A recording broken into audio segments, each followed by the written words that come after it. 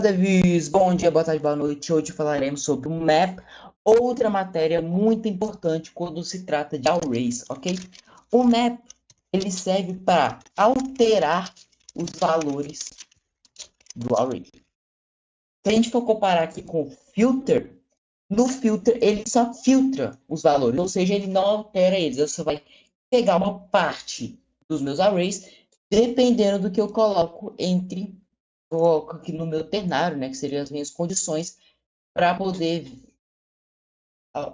separar esse array. Já que no map ele vai alterar o meu array, ele vai pegar o meu array e vai alterar os valores dele, ok? Eu vou copiar esse array aqui de números que nós vamos estar trabalhando com ele. Vamos dizer que agora, para eu alterar esses valores, eu vou querer duplicar os meus números. Ou seja, pegar 21 vezes 2, 34 vezes 2, e assim por diante. Com o map eu consigo fazer, porque eu vou estar alterando eles. Com o filter não, porque o filter ele apenas filtra os valores. Por isso que aqui ele não conseguiu, ok? Porque ele só vai me dar parte do meu array e não alterar o valor de algum array. Já que no meu map eu consigo. Eu posso ter, por exemplo, uma constante double numbers, ou seja, números dobrados, e puxar o meu numbers.map e aqui fazer aquela mesma estrutura que eu tenho no meu filter. Aqui eu posso ter tanto o value quanto o index, quanto o array, ok? E essa questão do value, cara, vamos dizer, como nós estamos trabalhando em numbers, ou seja, como nós estamos trabalhando numa constante que tem o nome de números, vou pôr em português aqui, números, é comum a gente dar esse valor, o nome do value de número, ok? Porque, por exemplo, já me aconteceu muito estar trabalhando com products, ou seja, produtos, e dar o nome dele de product, um produto, ok? Porque basicamente isso daqui que vai estar recebendo é só um número em meio a vários. E no caso, esse vários seria no numbers.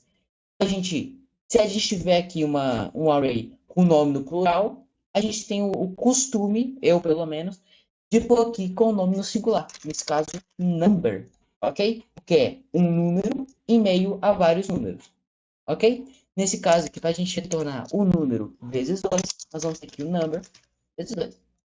E agora eu dou um console.log do meu double numbers, ele vai me retornar o meu array com os números dobrados, ok? Tem uma questão muito importante aqui que nós temos que ter em mente na hora de estar mexendo com o map. Se a gente dá um console.log no meu number, peraí que numbers no caso, né, que é o array. Nesse caso aqui em específico, ele não alterou o meu array, ok? Então, ele mexe no meu double numbers, mas não mexe no meu numbers, ok? Esse double numbers vai ter o valor disso aqui, que vai ficar só para ele. Ele não vai alterar o meu numbers, ok? Então, a gente salve isso numa variável, né? Se eu visse aqui, por exemplo, sem a minha variável, eu teria que dar o console.log direto aqui em number vezes 2. Será que funcionaria? Nós podemos ver aqui que funcionaria. Só que ele não me retornaria um array, ok? Ele me retornaria só os números em si. Mas a ideia principal do map, do filter, que nós temos aqui, do reduce, é a gente entrar com um array e ele nos voltar um array, ok? Eu vou estar copiando esse array aqui, ok? E dentro desse array nós temos aqui vários objetos. Você pode estar copiando aí, ok? Caso você queira, obviamente. Caso você não queira, não precise. Mas vamos dizer que eu quero adicionar um ID. Então, além disso daqui, nós vamos ter o ID deles. Como que eu posso estar fazendo aqui? Temos aqui names. E agora eu vou ter aqui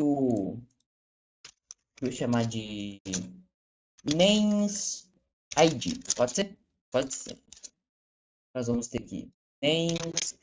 Aí, nesse caso aqui, ó, eu vou chamar de name, porque seria um nome em meio a vários nomes. A gente só vai estar podendo mexer com um de cada vez, então, no singular. Só que como o meu array, ele vai estar o nome derivado, entendeu? Então, a gente só altera essa questão aí. Lembrando, é um costume que eu tenho e que eu vejo muitos programadores têm, mas não tem questão de você fazer isso. Não precisa de você fazer isso. Como que a gente pode estar fazendo o seguinte? Nós vamos estar pegando o meu name, ou seja, esse objeto aqui, e vamos estar falando que o ponto ID dele vai ser igual ao index. Então, agora, eu com undefined aqui, name.id tal, point.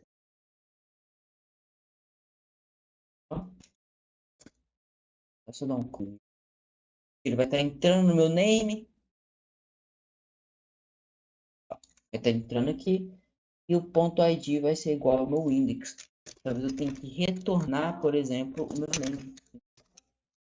Aí, ó.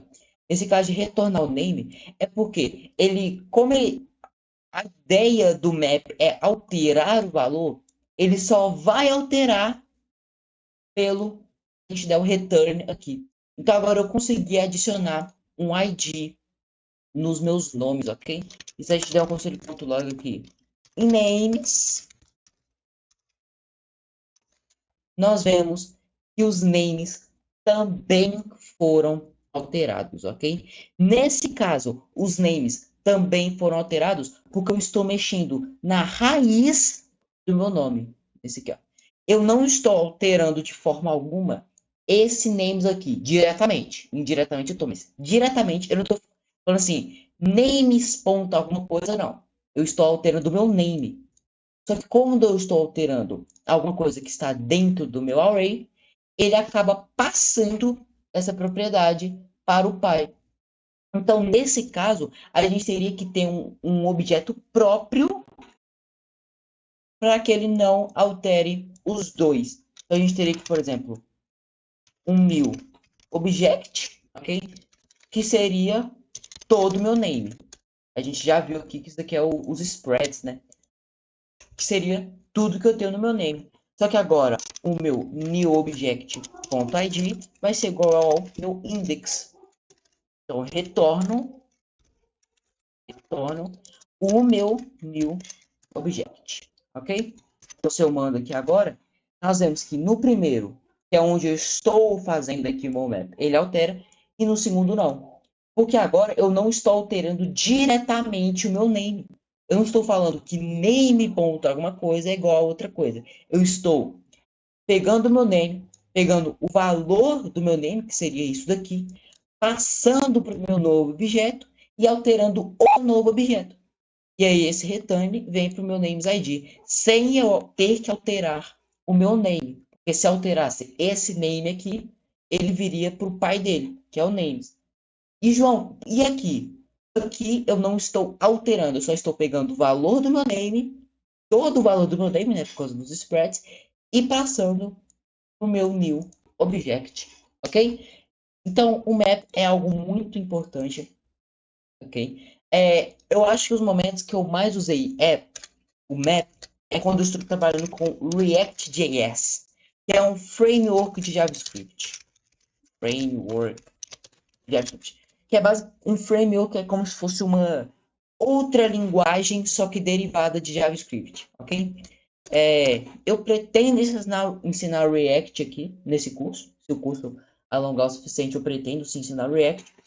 Mas eu uso muito essa ideia quando, por exemplo, eu tenho um banco de dados, né? Nem precisa ser um banco de dados lá, aqueles grandes e tal. Se eu tiver, eu vou só fazer uma forma mais simplificada.